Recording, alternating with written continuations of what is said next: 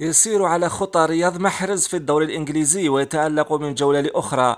إنه النجم الجزائري ريان أيت نوري الذي يصنع العجب في الأسابيع الأخيرة، وكعادته كان ريان أيت نوري في الموعد اليوم وساهم في صناعة الهدف الأول لفريقه وولفرهامبتون ضد ويست هام لحساب الأسبوع الثاني والثلاثين من البريمير ليج.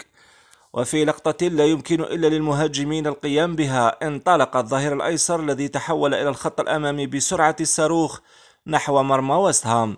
ورغم أنه يلعب وهو صائم وفي عز الظهيرة، إلا أن ابن الجزائر تغلب على كل الظروف، وشاهدوا كيف انطلق بالكرة من وسط الميدان وكان قريبا من تسجيل الهدف لولا تعرضه لعرقلة في آخر لحظة ليعلن الحكم عن ضربة جزاء شرعية جاء بها ريان أيت نوري وينفذها سارابيا بنجاح، معلنا تقدم النادي الأصفر بهدف أول من صناعة جزائرية.